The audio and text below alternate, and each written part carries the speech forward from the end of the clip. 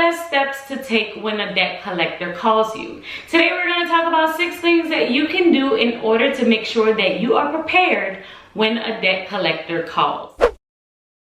Hey guys, welcome back to my channel. If this is your first video, hi, I'm Alaina, and this is The Organized Money, where we talk about planning, productivity, organization, and managing money. If that interests you, then make sure that you click that subscribe button, as I would love for you to be a part of our little family. Debt collector phone calls can catch you completely off guard, and when you are unprepared for a phone conversation with a debt collector, you could end up agreeing to something that you can't afford. You could possibly get into a heated argument, or possibly pay on something that you don't even owe. So in order to make sure that you aren't caught off guard and possibly taken advantage of, we're going to talk about 6 tips and strategies that will help you in a phone conversation with a debt collector. Tip number 1, make sure that you have time to talk. If you're driving, at work, or just busy, ask them to call back at a time that's more convenient for you. You are not obligated to talk when they call you, and even if you want to tell them to stop calling you for good, you need to make sure that you write down their name and address so that you can send them a written cease and desist letter. Tip number 2, take notes. The debt collector will definitely be taking notes, so you want to make sure that you are taking notes also. Your notes will come in handy if you ever need to go to court, and these are the things that you should write down: the date and the time of the phone call,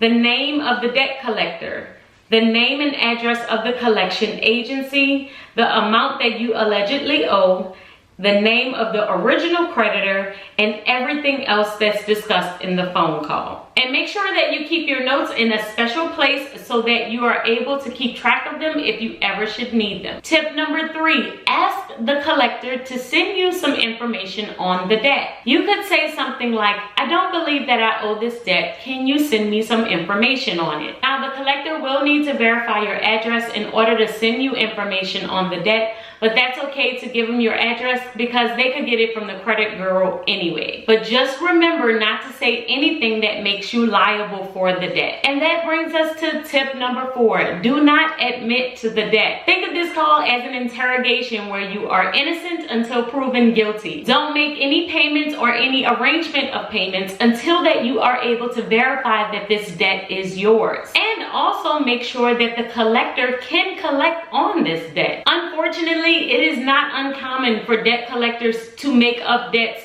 or to try and make you pay on something that you are no longer liable for. And you want to make sure that this debt is not past the statute of limitations, so make sure that you ask the collector to send you something in writing verifying what the debt is for. Tip number 5, don't give any information about your income, other debts, or any of your other bills. Most times they will use this information to try and make you make an immediate payment. Remember that any information that you give on the call can be used against you, so you want to watch your words carefully. And if you are not ready to pay at the exact moment, then there is no need to prolong the conversation. And tip number 6 is to hang up if necessary. Remember that if a debt collector catches you off guard, then you are in no position to negotiate. You need to keep the conversation short, and then after the call, you can decide what needs to be done. And those are my 6 tips on what to do when a debt collector calls you.